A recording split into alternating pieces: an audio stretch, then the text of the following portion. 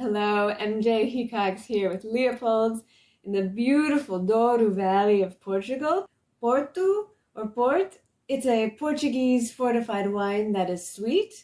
It offers really rich, ripe notes of dark berries, plum, raspberry, and as it ages into a tawny style, then offers nuttiness, caramel. We're particularly excited about this bottle at Leopold's. We discovered the winery as we drove down tiny little streets in the Douro Valley. Quinta do Infantado is the name of the winery, and it's actually one of the very few in the Douro Valley that produces and bottles the wine on site. This winemaker is a third-generation winemaker and prefers to produce his Porto, or port, in a style of wine that is less sweet than your typical port. It's left with this refreshing acidity and complexity on the finish from the tannins of the grape skins that is truly for connoisseurs, but also those that may want to try a slightly different style of Porto wine. Chill it if you'd like, or just serve at room temperature. We think you'll enjoy. Cheers! What? Not Italy? Portugal! Oh my God, I'm filling people with lies. Portugal, where Leopold's Books Bar Cafe had some employees and they were talking about the wine. You watched the message. We're gonna be pouring that for our in-person guests here who are all Cap Times members, and we're so thankful. And someone at home will get a chance to win a bottle of this wine. The wine you can actually purchase from Leopold's at any time, but we're gonna give away a bottle of wine to someone at home. Whoever asks the best question. We've been doing this the last few months. This is great. I love this. Basically, you'll ask questions throughout the event. I will relay them to Lindsay and Chef, and at the end of the event, at the end of the hour, we will pick our favorite, whatever one we like the best, I guess. A real quick note about Cap Times membership. If you like this video series and would love to see it continue, we hope you give any amount to become a Cap Times member. You can go to membership.captimes.com. Your contributions directly support our newsroom and events like this, so thank you so much. Without further ado, I'm going to pass it off to Chef Matt Schieble from Merchant and Lindsay Christians, one of Wisconsin's foremost food writers. Lindsay. Thank you, Chelsea, as always. Thank you. Thank you, everybody, for being here. Thank you, Matt, for being here. Thank you. I'm very excited to be here. I am so glad that you agreed to this. I really appreciate it. My pleasure. The backstory is that his wife volunteered him, and I was like, he knows, right? Like, he's going to say yes. And she's like, it's fine. Yeah. Well, she's much prettier than I am, but I was happy to do it. Well, thank you. Yeah. Can you tell us a little bit about yourself, just Absolutely. to start off? Well, let's see. I've been a veteran of the industry for about 20 years now. I started my culinary career off in Chicago. Basically went to culinary school and spent about 10 years making my way through, working with some really amazing chefs, and just kind of learning the right way to do things. It was a really awesome time to be there, and it really opened up my world into, to travel, into new experiences, into introducing me to lifelong friends. Yeah, cooking has been my everything, and it's brought me halfway around the world, introduced me to great people, and here I am all the way back to be in Madison, Wisconsin, where Nice. I'm a local boy. So yeah, it's just good to be home, doing my thing, and sharing my experiences on the plate at Merchant. So you cooked in Vietnam. You were in Hawaii for a while. Correct. Do you take those influences that you learned there back here? Are you still working with some of those same ingredients and techniques? Yeah, absolutely. I believe that travel is very important for chefs in particular. We gather inspiration from our travels and our experiences. I think Vietnam in particular has a very lovely cuisine. It's very fresh, vibrant, lots of fresh herbs. Hawaii was an amazing place. I got to try ingredients that are very exotic to us out here, and just get my hands on them, start to work with them. So yeah, I think just the wealth of knowledge of just getting your hands, immersing it into a culture, and bringing that back home is really something special. So Yeah, I feel like a lot of times I'll see things that are different texturally, and things that are also different in terms of like acidic balance or things that are funky. Sure. And I love seeing those kinds of things Right. on Yeah. menus here. Fish sauce is our friend for sure. Love fish sauce. Yeah. Yeah, it's a dynamic thing where it's you're dealing with different colors, textures, flavors, balancing acidity and salt, and bringing that all together on the plate to create something really interesting. I think you'll see that tonight. We'll see textures, we'll see colors, we'll see some beauty in the plate and in the bite itself. So, yeah, I can't wait to get started. This should be good. Awesome. Well, yeah, on that note, there are a lot of ingredients that are involved in the things that you're making tonight. Right. They come from all kinds of different places. So where do you want to get started? I think, hopefully you guys at home dropped your pork chops in brine. Takes about 4 to 6 hours. I have mine brined. I did them for about 6. It's a very intense brine. It's basically made of bourbon, some sorghum or molasses if you don't have any sorghum kicking around, some brown sugar, salt, obviously, and what happens is it starts to take on a lot of that sweetness, a lot of that salt. And at this point, there's really no need to season this whatsoever. It's packed with flavor. Is there acidity in this brine as well, or not? You can add a little bit. Not this one in particular. You're going to see that it's kind of tacky. Like it's kind of, texturally, it's got a little stickiness to it. Yeah. You're going to want to keep that in mind when you throw this on the grill. It's once that sugar hits the heat, it's really going to caramelize fast. So just keep that in mind. I'm just wondering if I were to leave it in the brine a little too long because maybe I forgot or something. I don't know. Like I often worry, like if something has acid in there, it's going to make it turn gray. Sure. Well, usually brines work to help give things color as well, like keep a really bright, in this case, pork, like pink color. If you're ever like too much salt, you feel like it's been in there too long, took on too much salt, we always got our good friend, the lemon, to help kind of balance that out. See, that's good. That's a good trick. Yeah. We're going to be making a Gremolata in a little bit. We're going to use the zest of that, but we're not going to toss the lemon. We're going to, use it for juicing and finishing and, use the whole thing kind of thing. So. On the brine, we do have our first audience question. All right. Peggy asks, do we rinse off the brine before placing them in the pan or on the grill? That's a good question. I would say if you dropped it in the brine a little too long, maybe you forgot about it, maybe run it under some cold water just to get rid of that excess, flavor, I guess. But if you did the 4 to 6 hours, I would just literally pull it out and pat it dry on a paper towel. So, sounds good. Yeah, good question. Cool. So yeah, should have your porks and brine. We're going to start by making our strawberry glaze. If you have your recipe in front of you, it's a lot of different spices. We have a little bit of paprika, ground ginger, a little bit of, nutmeg in there as well. White pepper. If you don't have any white pepper, black pepper is a perfectly fine substitute. So White pepper is just going to be a little bit more delicate. It's going to have different color, obviously. yeah, it's kind of interesting stuff. Peppercorn family can be, give you little nuances here and there, which is kind of cool. So I was like, I have pink, I have black, and I think there are white in among them. And I was like, I could pick them out individually, but can I just use black pepper? yeah. And you said yes. Yeah. So I'm going to start with a hot pan. Lindsay's wearing sandals, so Yes, you might I want to am. be careful here. We're just chopping an onion. This doesn't have to be like a beautiful cut or anything. It's, this is all going to get pureed. So don't worry about your knife skills. Just want to get some good color, loose chop on these onions to start. I love that. I love when my knife skills don't really matter. Right. Yeah, the blender will take care of that for us. So. So anyway, we're just getting a little bit of color on here. We're going to start with our market strawberries.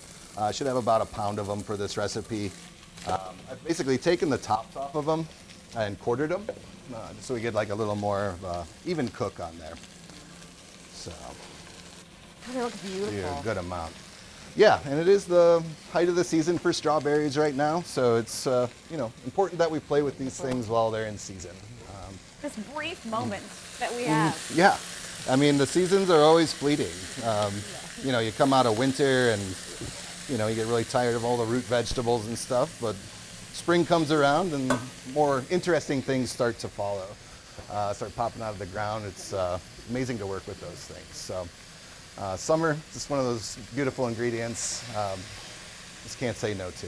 I started really liking Abra Barons because she understands the sort of how tight those upper Midwestern seasons are, and how to really maximize. Like, you're going to have 1 million of this just for 2 weeks.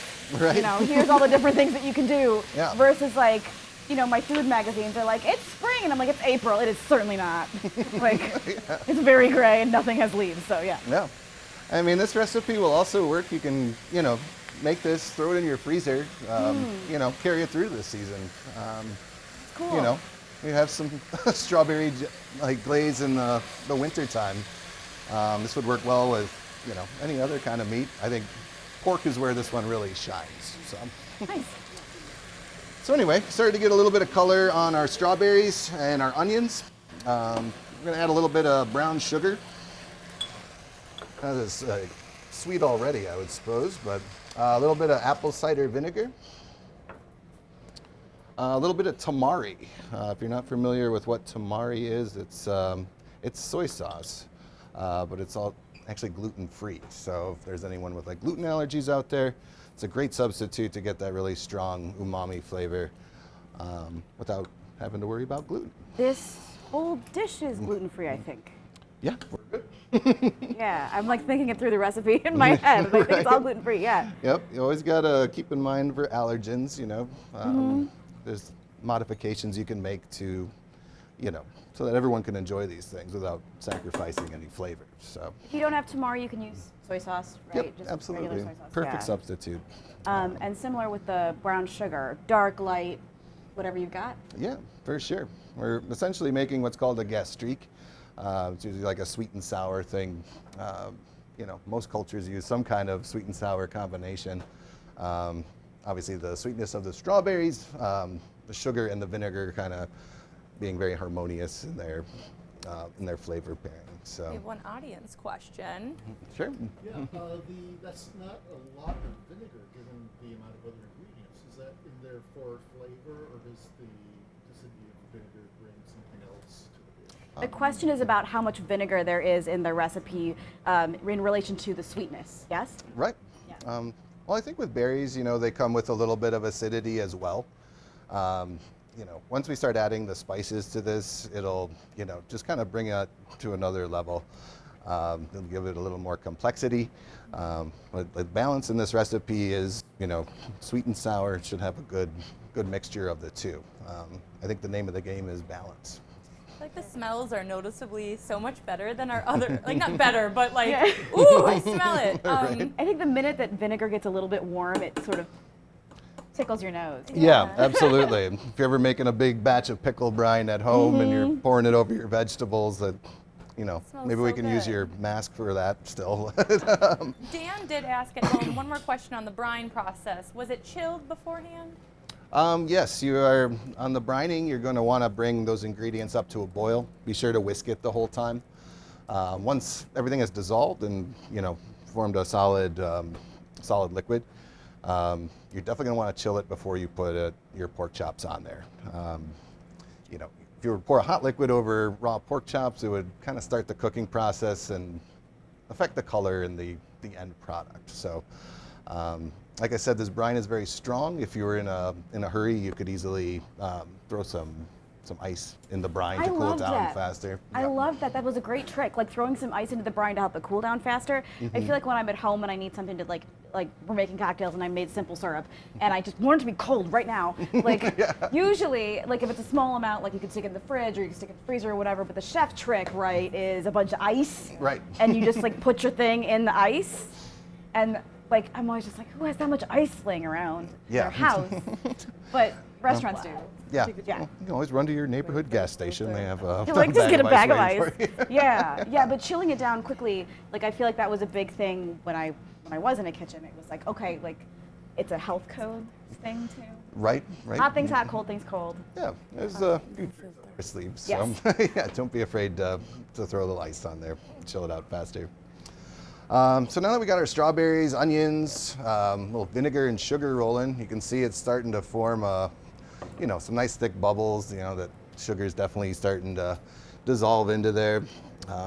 Just gonna let this cook down until our strawberries get a little bit softer. We're gonna get them ready for our blender or our food processor, whatever we have at home. You know, thing to know about the blender is that's gonna get it really smooth. There's not gonna be any need to strain that. If we just have a food processor at home, that's okay too. It's just gonna end up like a little bit more chunky, and it'll be fine. The flavors will be there, so. It'll still be delicious. Yeah, Just no different doubt. texture. So, you know, while one thing's going, we're going to get the next thing going. It's important to, you know, keep moving. I do enjoy cooking at home a little more. I like the pace. You know, restaurant life is always a little bit hectic, but, you know, we're built for speed, and, you know, we can crank out big flavors in a hurry for you. So, so these are the brined pork chops. Like I said, there's not going to be any need to season these anymore. This is a Berkshire variety. Nice, thick. Yeah, chop. they're beautiful. So Bone in. bone in, yep, a little bit of Frenched action on the bone. Your neighborhood butcher would be happy to do that for you if you request. If Like, not, I don't want to French it yeah, myself. yeah. Sometimes there's this little bit of fat that lies along here. Like, don't be afraid of the fat on a pork chop. Like, some people are kind of shy away from that, and you know, if cooked properly, like, it just like melts in your mouth. It's a really beautiful thing. So. I'm gonna go pop these on the grill real quick, and I will be right back and just show you the color that we're looking for. Remember, these things are gonna light up pretty quickly because of the amount of sugar on there. So we'll pop these on a ripping hot grill.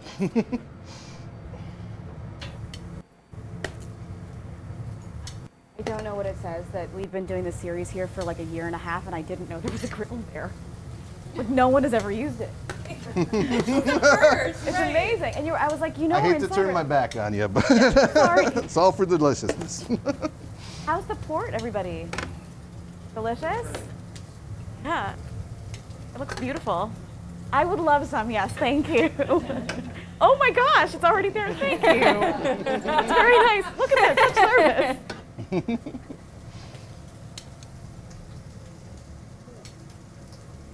All right. Oh, So, it's yeah. gonna get back here, I think. Oh, we're gonna Yeah. bring it back? All right. Sounds good. So they're sizzling away. About how many minutes per side on the pork chops? It's kind of by sight. You're gonna, you know, just want to make sure not to burn them. Okay. Got to really be cautious about the sugar. At this point, we're just gonna try to get some marks on them. I feel like that's always the reason you have the fire, the hot part of the fire, and then a cold part, so that if something is going sideways, go to the cold bit. Yeah. Oh my goodness. I think if the sign went up, it would be memorable. Like, no one would forget it. One they would never forget. Yeah. Exactly. Making memories here and Yep. looking at the game times. Love it. All right. I'm always inspired to do more mise en place every time I see this sort of thing. Like, I really should. It is. It's so adult. Mise en place. Like, have all your little things set up before you get started. My mother calls this assembling your ingredients. Assemble your ingredients.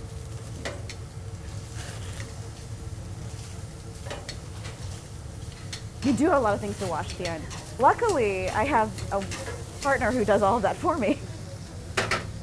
Like, I don't know, there's more things to wash, that's fine. Who tends to cook more at home, you or Maggie?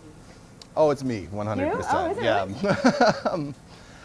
Yeah, it's like we usually get home pretty late at night. It's pretty simple stuff at home, but every now and again on our Mondays when we're closed, you know, we tend to do a little something more adventurous. Nice. But yeah, we love going out to eat. You know, we love that bistro style food. We love, you know, like sardine and, Yeah. you know, they're like the only brunch open right now. Yes, yeah. But yeah, we are open for brunch too. So I'll just, I'll do a little plug-in of the restaurant here. Merchant is so beautiful. We just saw the new design, and I was like, oh my goodness, they moved the bar completely. Right. Like it's on a whole different side. Yeah, we just got our windows installed over the last couple of weeks. It's going to be really open and airy. It's lovely, yeah. It's just going to keep getting more beautiful as time goes on. But I'm really impressed with how they've treated that space. It's really something special. I was telling my friend I had my birthday at Merchant years ago, and they designed a cocktail for me, Oh my God. which was lovely. Yeah, it was What called, it is to be Lindsay Christian. it was called the Might As Well Be Spring, which I think is a great name for a cocktail. What was it called? The Might As Well Be Spring. Because my birthday is the end of April, and it might as well Oh be my spring. gosh. Also, it's a musical theater reference. Might as well be spring. Oh, what was in it? It was sort of like the Regret, so it was gin and lime, and yeah, right. But it also had, like, I think a little bit of lavender in there, so kind of like an aviation Regret hybrid, maybe. I don't know. Woo! All right, if you want to be fancy, you can get some nice grill marks on there. But once again, we're going to be covering this with strawberry glaze, so don't be too serious. I mean, we're grilling out, you know. So clean. That's lovely. Yeah, for sure. I got my start as a, grill meister on a wood grill, so it's definitely in my blood. Some of my first culinary memories are of firing up the grill with my dad. He's from Sheboygan, so Nice. bratwurst were definitely king. So, but yeah. I think we're gonna have to move this guy so I can get in the oven. Oh yeah. Oh, did I cover up you guys? Just my one job. I did say it was a functional kitchen. Oh my God, I'm almost crashed into pork chops. I'm the most hazardous. I'll move back to the other side. It's okay. Thank you. Yes. When you're grilling at home, do you have a preference? Charcoal, wood? Charcoal, propane? wood, gas, propane at home grilling. Yeah. At home, I don't have much of a porch. If I had my way, I would probably go wood grill, 100%. Charcoal, a close second. I just think the wood, especially depending on what kind you're using, gives it such a unique flavor. It almost smokes it as you're cooking it. So, yeah, charcoal is awesome too. Like those briquettes are great. This is what Steve Brakeland says too, and he's the grill master guy. Yeah, He loves sure. wood, yeah. For sure. All right, so I popped our pork chops in the oven. This has been something much debate, how far do you take a pork chop? How far do you cook it? Some people would rather have it cooked through. That's fine, to each their own. We're gonna be adding enough flavor to that. It's still gonna come out tender. I've always been of the mindset of kind of cooking it to medium well, keeping almost like a steak, just having a little bit of blush in there. Shouldn't be freaked out by buying your pork chops at a great, butcher shop like Meat People or Conscious Carnivore. Don't be afraid of a little pink. So just wanted to make a quick note on You that. temp them out too, right? What temperature? Usually I would, in my mind, I think a 140 is pretty universal. People can be happy with that. But it's okay. If you don't want to go that route, feel free to cook it through. There's not judging anyone here. So. I feel like it keeps it from getting too dry. And that's the thing that I often, with pork, it'll get too dry for me pretty quickly. And cooking it not quite so long and so aggressively Right. keeps it a little bit juicier. Absolutely. So, and once again, that brine's going to help out with that too. So, For sure. So don't worry. Lou at home had a quick question. Could you cook the chops in a sous vide first and then sear them? Absolutely. I think you're going to find that the home cook has a lot of this equipment that at one time was considered kind of, breaking ground or something new. But I think the sous vide game is definitely something you can do at home. The game has changed, and yeah, by all means, you could brine them, bag them. I would have to look up a certain amount, temperature and time for, whatever chop you're working with. But yeah, absolutely, sous videing it and then grilling it, 100%. I bet they have sous vide here at Kesnick's, and I'm going to need to look around for that as soon as we're done, because that is my next major tool, I think. Absolutely. Yeah. John's here. He's like, yes, do that. Yeah, it's, It's worth it. yeah, it's remarkably easy to do, and it's foolproof. Oh, I bet. It 100% would. Yeah. The sous vide would tell you exactly Oh, how long to cook dang. it. Yeah. Luann had the question, not Lou. Luann. Luann. My bad. Great question, Luann. Sorry, Luann. Calling her Lou. I could creep my wife out now, turn on my sous vide back at home. But you have an app? That's so cool. Not too late. All right, our strawberries have started to get really tender. These are ready for the blender now. But basically, just be careful. Lindsay, keep those sandals over there, please, for a moment. I said I dress differently for, talking as I would like to actually be in the kitchen, where like I would pull my hair all the way back and I would have tennis shoes. My toes would be covered. I would have an apron on. Like it's just so different because I'm just chatting. So.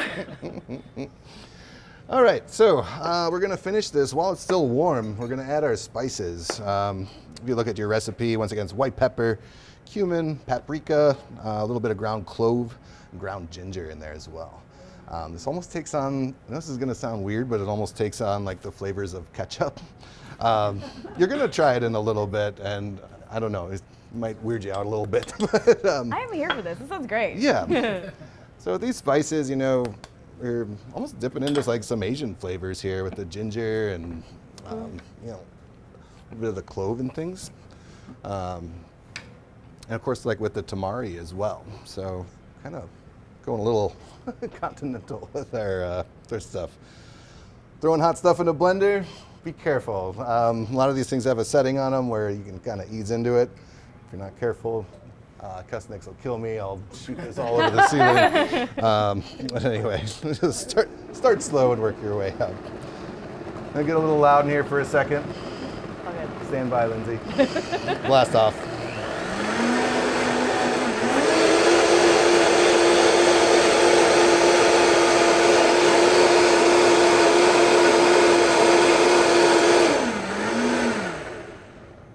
That's pretty much it.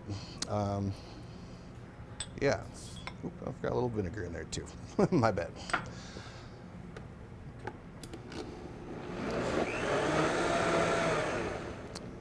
All right.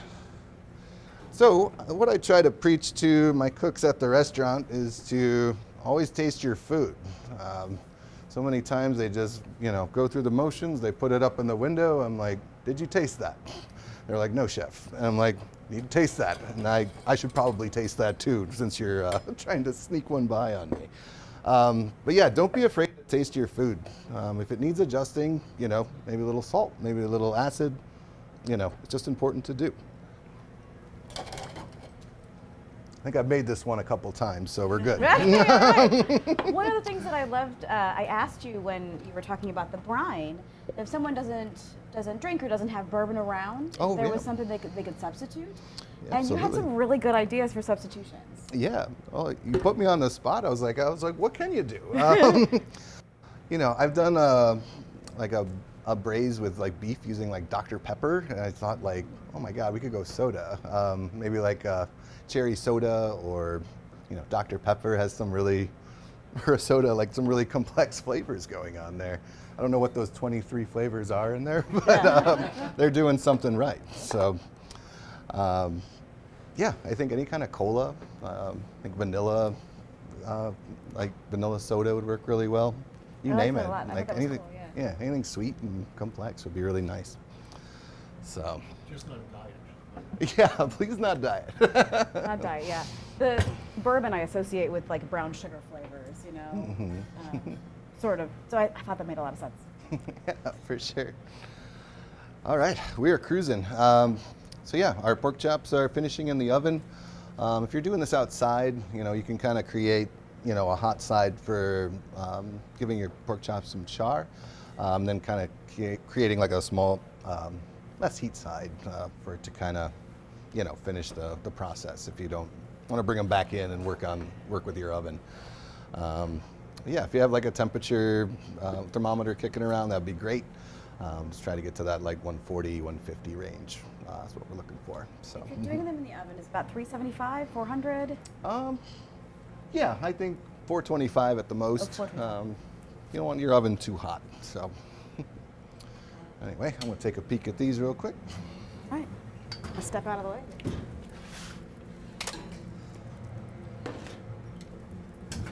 I have to say, it had not occurred to me to ask the butcher to French my pork chops for me, but Right. now I kind of want to do that. Absolutely. Yeah, it looks kind of cool. It does look You cool. know. It looks like you could have a handle, like those big turkey legs at Disneyland. Right. You know? And I want to stress also, you know, people enjoy this kind of thing at the restaurant. You know, they're a little timid to like take the bone and like in a public place, like you know, Yeah. gnaw on it. Go nuts. We're not judging. Like, My husband will always say, "Look away." I'm like, it's fine, sweetheart. no, but I mean don't leave any on the bone, you know. So don't be shy. All right. Well, our pork chops are finishing up. We're gonna basically make our sesame seed gremolata. Gremolata is just another one of those green sauces. I think there's like a million different names for them. You can take it in any different direction. Once again, I really love sunflower seeds this time of year. What I did was just kind of toast these ahead of time. A little bit of olive oil, a little bit of salt, and a little bit of sugar, just to get a little toast on there. I tossed it in a pan, tossed it in the oven, just to get a little color on there, just kind of wake the flavor up a little bit. They need to be cooled down before you can use them, or you can do them warm and. You could sprinkle them on at the end, like hot, if you wanted to. I like to make a little sauce out of it. I took some parsley, just did a real rough chop with that. I know I gave you a recipe, but I want you to be able to just kind of eyeball things as well. Like for me, cooking is a lot of sense, taste, and touch involved. Don't feel tied to the recipe. So Even if it's your recipe. Yeah, for sure. I mean, I see 8 people here. I think that's enough for 8. If not, I'll make a little more and we'll all be happy. It's gonna be fine. So, if you got your microplaner at home, we're gonna zest a little bit of lemon zest on here. Yeah. From experience. Yeah. No, that's a nasty cut for sure. So. It's healing really well. Extra flavor in our. Yeah. I mean, you'd think that when you do it enough, you're like, but I'm distracted, so. Right. So yeah, Shocker. like I said, go slow. If you're not haven't used one of these before, it's okay. I'm always like go at the restaurant, so I'm sorry if I'm going a little fast here, but I did ask how everyone was doing at home, and I said, who's cooking along with us? And Chris, who, if you watched before, she watches, I think, almost every month. Chris Hammergren, I think I always say it wrong, but they said, if by cooking you mean drinking wine, then we're indeed cooking along with you. And I said, I think you're doing it right. Fine, that's fine. right. Black Yeah, I don't know if you box. get Wi-Fi in the backyard or not, but you Yeah. can always watch this again if I'm going too fast for you. So, all right, so I got about 3 lemons worth of zest in there. Once again, we don't want to just toss this. There's still juice to be had in there. So what I like to do is just kind of come around. We call these lemon cheeks. It's kind of look like cheeks a little bit. But basically never it's heard that. Lemon cheeks. lemon cheeks. But basically we're creating like a nice like seedless squeeze of lemon on there. There's nothing worse than biting into a lemon seed, and especially it can get lost in with the sunflower seeds. So I'm just gonna do a little bit of lemon juice just for good measure. If you're gonna be doing this ahead of time, wait on the lemon juice till the last second, because what can happen is it can turn your herbs kind of a nasty color brown, and that doesn't look so nice. So, but we're gonna be rolling with this real soon. So. You have parsley in there. That's obviously salt. Yep.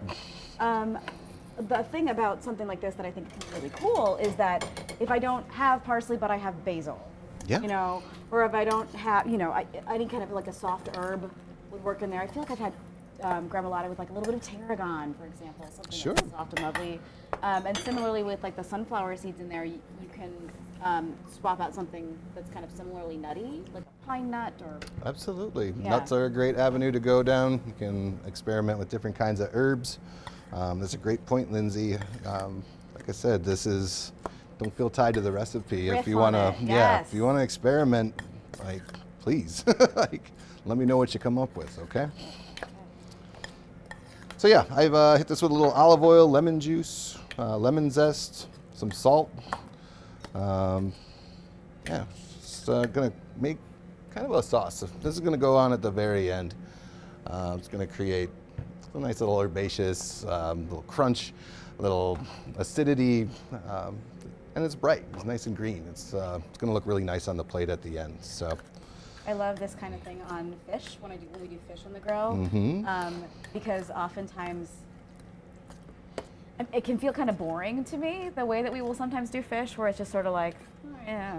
Yeah. So I have to have something like this to like make it interesting enough for me to want to eat. Right.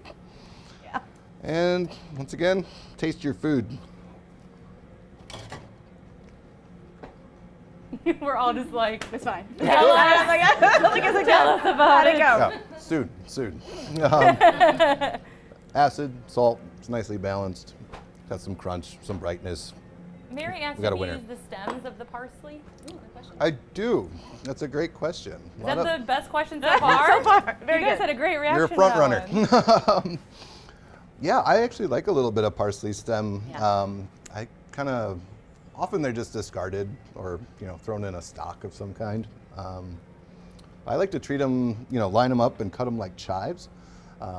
Great flavor, great crunch. That will take a little bit of knife skill because you don't want a, big honking piece like that. But yeah, treat them like chives, cut them up real nice, really nice texture, really nice flavor. So yeah, great question. I do that with scallions as well now, where I use the entire scallion, where I feel like I spent a lot of time just discarding the really, really green ends. And Joshua McFadden, who has written some wonderful cookbooks, is very big on like, you use the whole scallion. And I'm like, why the heck not? Yeah. It's all delicious. So now I'm like team whole herb, whole scallion. It all grew. I should use it all. So yeah, I'm gonna keep these lemon cheeks around when it's time to slice. A little bit on the pork at the end is very nice. If you got a cocktail, you need a little lemon juice in there. I mean, What? does anyone else hear like lemon cheeks and think brag name? Like, that's kind of where I go with it, right? Yep. Why not? I love that. Right? Oh yeah, Maggie watches RuPaul's Drag Race, so Nice. I check in from time to time to see what the gals are up to. But Lemon cheeks. yeah, that's a It's great yours name. if you want it. That's hilarious. Anyway, Peggy has a good question. yeah, This is a what's good up? time. They said, I always miss that sweet spot between sear and burn. It happened between 3 and 4 minutes on high. What can I do differently? she say 3 or 4 minutes 3 or 4 minutes on high heat. on the grill. It's a good Peggy, are you on the grill? Mo Sherry, on the stove. On the stove. Talking about the pork chops then, or? Must be about the pork chops. Okay. Yes, the chops. Okay.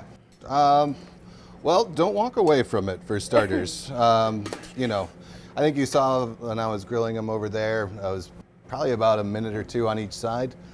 Every grill is different. Get to know your grill, get to know your hot spots.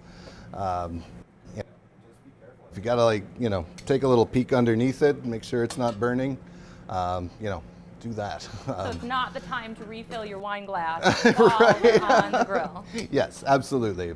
I find it's a lot harder on my electric stove at home than it is like when I'm over live fire, because it's more responsive. You can turn it down. But like at Right. home, it's like, well, I can lift it up. Right. Like that's that's my only option. So I find it's a lot harder to control the level of temperature. That's part of why that's Sure. why I burn things. Yeah. So it's For just sure. Yeah. Yeah, and just getting to know your equipment.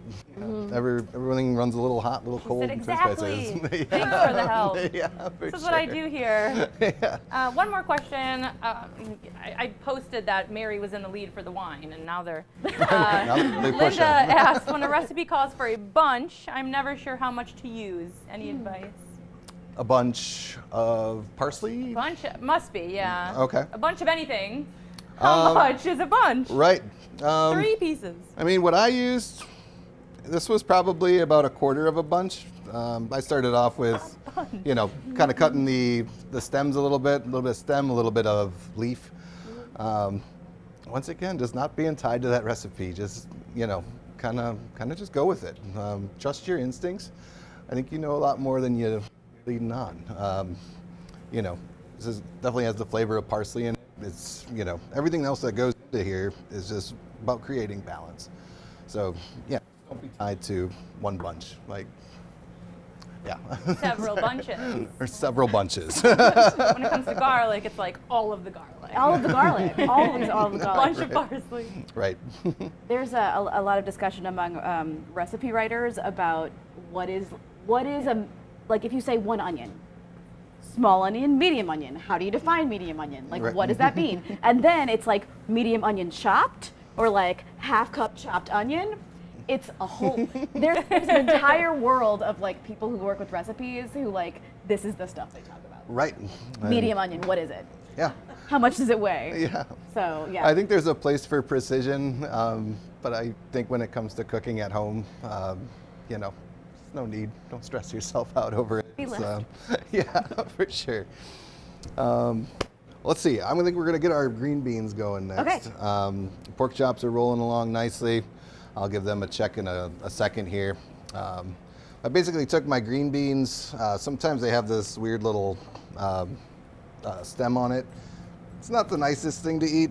You can see it there. You just literally go through and pick that off or take a knife to it. I did that ahead of time. So anyway, I tossed this with a little bit of olive oil. Obviously we season everything, so it's important to just, you know, get a little bit of salt on everything. Just really wakes everything up. So lightly tossed in olive oil, a little bit of salt, a little bit of pepper. I'm just kind of getting ready for the grill. These are easily sauteed too. If you want to like stay outside on the grill, these will grill up really nicely. I'm gonna do some on the grill, some in the saute pan, just to show you that, you know, how easy it is to Choose do your both own ways. adventure. Exactly. All right. I love it. Yes, all right. Well, I was There's my sign again. Chelsea, What? sorry. Oh my Oh God, you guys. I know. Listen, the sponsors just are told they're supposed to be in the shot. I was asking about doing green beans on the grill because all I could think was those are immediately going to fall through the grate. Right. Right? Like immediately. But that grill has like tighter grates for one, but also like at home we have grill pans and stuff like Sure. you know, with holes in them and stuff that work, but then you don't necessarily get the nice char on them. Right. Which I really like. Well, you can still do that with a Burn the saute side. pan. You know, it's Because you gotta not touch them. Is the thing. Yeah. Not mess around with it because then they don't get the nice char. yeah. If you're messing with the grill, be careful not to lose them through the grates. Grates go one way, beans go the other. It seems so logical. It's okay if you lose a few here and there. Like, you know, Oh no, I count them. it's true in life. No green bean left behind. I thought about growing green beans or like pole beans and things like that, but the thing is, once they start coming, they don't stop, and you can't leave because you can't leave. And I like to leave my house sometimes. So I was like, the tyranny of the green beans, I cannot. Remember our lemon cheeks from before? How can we forget? Yeah. It's the best thing. They're so sassy. Yeah, we're gonna hit the green beans with them too. Why not? I can't. Just a little bit of acid at the end of everything. Just really makes things pop. So, Lemon. yeah, I keep your noticed lemons. you had more green beans, but you didn't overfill the pan because if you do that, That's right. Yeah, if you were to throw a whole heap in the saute pan, you're not going to get much color on there. They're going to kind of steam out and turn soggy. I think vegetables have as much skill in cooking as, like, you know, meats and things. They each have different properties. They each have, you know, a specific way that you can prepare them. Most important thing is you want them to have some bite. You don't want to turn them to mush. right? Maybe that's why we hated vegetables growing up. I You know? mean, 'Cause we right? probably got mushy vegetables. Yes. My husband, they would have just canned veggies, and he didn't know that he liked most vegetables when we got married. And I was like, no, most of these are great. Like, and he loves broccoli now. So we can change and grow. Yeah, it's true. I think fighting the good fight and making people believers in vegetables again, that's something me and Lauren Maggie is will like, take up. yes. Team vegetable, vegetable, that's yeah. right. It is a beautiful time of year for vegetables too. Absolutely. Everything's coming in gorgeous. I've been a little obsessed lately with the baby turnips, like I'm in love with them. I don't eat turnips enough. They're real good, and when it's early in the season, they're not as sulfurous as they Okay. get later. They're just salad turnips. Yes. And beets. Like when I eat beets, I'm like, this is the best thing ever. But then Yeah. I forget to get beets ever. Beets I are don't great, know. and they don't all have to taste like dirt sugar. Some of them do, but some of them taste Dirt just sugar. like sugar, and not a lot like Lemon dirt. cheeks and dirt sugar. I love dirt sugar. Peggy said, my kitchen smells amazing. Nice. Had Yay. to relay that. Let's keep going. We're almost there. You can kind of see here, like a little bit of that color. You know, some people might say that's kind of burnt. Like, no, that's properly caramelized. You know, a little bit of char is desirable. Nice. The little char on there, and it's because you're not moving them around too much, and you're really Right. giving them nice high heat. Mm-hmm. One of the things we were talking about when we were talking about the recipe was like if you have green beans that are like from the grocery store that maybe are not the most recently pulled from the vine, right? You can blanch them, and that was a tip that I put in the recipe too, where it's like you just put them in boiling hot salted water for a couple of minutes, and you shock them in ice water, Right. and it will help them be a little bit more tender. Absolutely. I'm keeping the audio. Yeah, important thing is like really highly salted water. You know, Like the just ocean. kinda- yes, like the ocean. Thank you. All right, green beans, same but different. Flavor is going to be similar here. So just like kind of a little different color on the sautéed ones, but still color all the same. That's what we're looking for. Yeah, it's not as dark. It's more brown versus black. A little more toasty, a little less yeah. charry, I guess you could say, if that makes any sense. I think so, yeah. Yeah, like I said, little lemon juice at the end. It's always like a nice little addition. You know, just in case I missed it last time. It's like my Emerald Lagasse impersonation there. Bam. When we come back, another notch. This is when I'm reaching for my little Malden fleur de sel, my flaky salt on the top. So good. Yeah. Doing the graphics. I Give made that a caprese salad with do that peaches one. today. I was like, wait a minute. Very good. Other people And like a bunch of herbs from my garden. Great. All right. Lovely.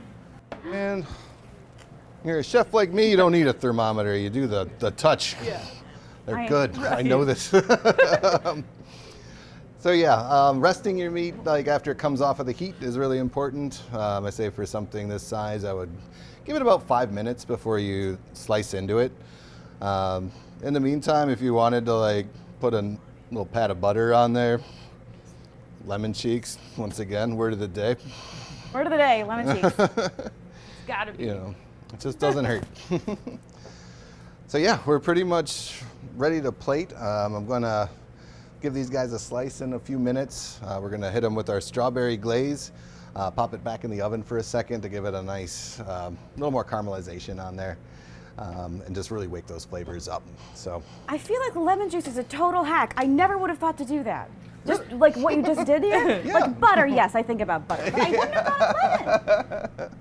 There's like all these little things that y'all do. So for sure. One of the things I love about this as it's coming together is how some of the flavors that you're using, for example, on the pork chops, are also going to play with the green beans. So you're thinking about it pretty holistically. Absolutely.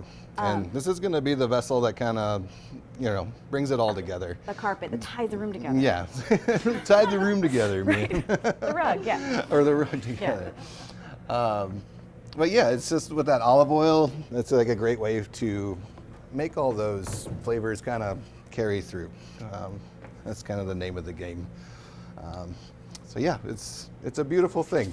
Do you have a particular olive oil that you like more than others? Whatever Kesnick's had here was a perfectly fine All option. right. That works. Yeah, there's an Italian variety called La Stranelle. It's got some kind of bird on the cover. This is yeah. Arbequina olive oil, and Yeah. it's also Tori Miller's favorite. He was here last month. Oh my Nice. God. So that's funny that. Yeah. Oh, gotta in be good good company then. then. Yeah. I was at Pick and Save. I never go to Pick and Save, but we went to Pick and Save, and they were like out of all of like olive oil. All they had was cooking oil, like the whatever, and the weird, and then avocado oil. So I got avocado oil. That'll work. But isn't that weird? It does taste a little different. So I did this, the Willie Street Co-op years ago did this Eat Local challenge, where it was like for the full month of September, you were supposed to eat as local as you possibly could. And I gave it the old college try. I really tried. And like I was trying to use like sunflower oil for things Oh, Right. that normally I would use olive oil for. Sure. And it does taste different, and it has a different smoke point, and it is not the same. Right. And they are not one-to-one. I mean, it's cool to have options, but I missed lemons so much. It was like all I could think about for the whole month was lemons and also salad greens because we had a heat spike, and local salad greens don't like a lot of excess heat. There was that Right. company that made local sunflower. Are they still around? There is one now, yeah. There's a local. I'm not going to remember the name of it. But yeah. With a dish, with something like this, with the pork chop and the glaze and the gremolata, I am usually going to do a carb. So I'm usually going to do like probably potatoes if we're on the grill, and I'll cook the potatoes, fully cook them in boiling water, and then before, when everything else is done and off and the meat is resting, I have my husband throw those potatoes back on to just warm up and get a little char on them. It works out great. Nice. Ooh, So yeah, I'm gonna have take a little carb with it. I'm gonna take it off the bone a little bit. Just be careful as you're working around there. But just kind of slicing it on a bias and kind of piecing it back together again for presentation's sake. I think showcasing that bone when you go to plate it, I think whoever you're eating with will really find that kind of cool. So yeah, basically kind of coming in, taking it off the bone, and then coming through and slicing it on the bias. wow. I don't know why, but I keep thinking it looks like a fish. Like it has this like shape. Right, it does like have a that fish, thing right? going on. Absolutely. I'm sorry, you probably said this at the beginning, but is this on the merchant menu? This is. I didn't know that. This is something I worked with our culinary director, John Miller. We worked together exclusively on the menu there. All in this kitchen. We did all of our R&D here at Kesnick's. Oh, wow. They were super cool to let us have their space because we didn't have a kitchen for quite some time. It was this nerve-wracking thing. It was like, when can we get in there? When can we get in there? And then finally, when things came together, we were able to, move our stuff from here over to the restaurant. And that was a great day. But I am always grateful to Kesnick's for, the time, just giving us kind of freedom to, work through some dishes. How long were you in here for? We had a lot of work to do, so it was. Months? Yeah, we had probably 8 sessions over the course of 2 months. It was great. Wow. So anyway, you can see here, just kind of hit these with some more of that strawberry glaze. I'll pop this back in the oven for a minute just to let it get a little more caramelized. Then we're gonna go to the plate. So. Maybe now's a good time to pick the winning question. Do we think it's Mary? What do you guys think? You guys, our in-person audience should pick this month. No one wants to pick. I always feel like I don't want anyone to feel worse than anyone else. Like That's where I come in. I make everyone feel awful. Yes, I'm gonna pick Mary because you guys were very excited at the parsley question. I like it. That made me excited. It's a good question. Yeah. Use those stems. Yeah. So you use like cilantro stems for curries and things? Sure. Like, there are a lot of things that you can use stems for, but Absolutely. So many good questions. Mary, you are the winner, so you can stop by Leopold's and pick up your bottle of wine. Just say you're a Cooking with Cap Times winner, and we sent you to pick up the port. one of the cool things about this is that you can open it and have a little bit, and then it will just like hang out and be fine for pretty much ever. Well, but for pretty much ever because it's fortified, so it's higher in alcohol. Right. We were saying that, like, we don't Yeah. usually like red wine, but I mean, I haven't tried it yet, but you really like this one. I The mean, ports are so different, right, than normal red yeah. wines. I know little usually about wine. I like a ruby port. This is a tawny port. This is also very delicious because MJ knows exactly what she's doing. But this is it's lovely. I feel like it has nice balance to it, but it's not only sweet. It's like a little sweet. It's got some other stuff going on. But yeah. This with dark chocolate. Thank you. All right. I'm going to play one for Back up you with at my glass of home, wine and then here. I'm going to play one for our guests here. I know. Basically, put as much down as you have an appetite for. That's why we slice it, that way you can put as much or as little on there as you want. So a bit of our green beans, and we're going to just kind of arrange it on there. Beautiful way, like so. Pretty. And our sunflower seed gremolata. I forgot about that. No rhyme or reason to this, just kind of a little on the green beans, a little on the pork itself.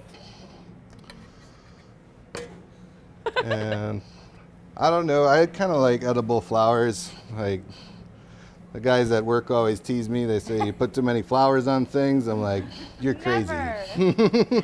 It is the height of summer. Yeah. This is the Right. moment for edible flowers. If you only put edible flowers on everything, then I would Yeah. probably roll my eyes at you. But come on, it's Yeah. beautiful. It's beautiful. Yeah, and if you got some sunflower shoots, that really ties into it as Ooh, well. yeah. And sunflower shoots have like this, I don't know, nice little crunch to them, and it's a great little garnish to add on at the end. But anyway, that's our grilled pork chop with strawberry glaze, blistered green beans, and sunflower seed gremolata. That's beautiful. Isn't that nice? Thank you so much Yeah, for you're- doing this. you're welcome. This looks absolutely lovely, and I'm very excited to try it. Yeah, for sure. Chris, again, commented putting dinner date at Merchant on the calendar to give this a try. Rock and roll. So she wasn't cooking, we all know. She was drinking wine tonight. And again, the wine pairing was from Leopold's. You can go to Leopold's and get that wine. What was it called again? I can't even remember. Beck, do you remember? Lovely A port. tawny port. It's the port. Okay. Tawny port. it's So gorgeous. thank you again to our sponsors for helping make, where am I looking? Okay, you guys. Thank you again to our sponsors for helping make this series possible. Before we sign off, I want to thank them again. So we have Kessenix, our official kitchen sponsor. The fantastic Lauren Montalbano is here. More plugs for Lauren. And then, of course, our official wine pairing sponsor, Leopold's Books Bar Cafe. I think that's all. We're going to eat here now and enjoy this delicious dish. Thank you, Chef Matt and Lindsay. Yeah, you're welcome. We'll see you in August. I do want to say, too, before we sign off, if it's not too late, we're going to be announcing Cap Times Idea Fest, the sessions, the schedule, the speakers, and tickets will be on sale at the end of July, so coming up soon. So you can go to captimesideafest.com and sign up for the newsletter to get updates, or just keep an eye on captimes.com. Yeah, I think that's all I got. Go. Thank you. Woohoo.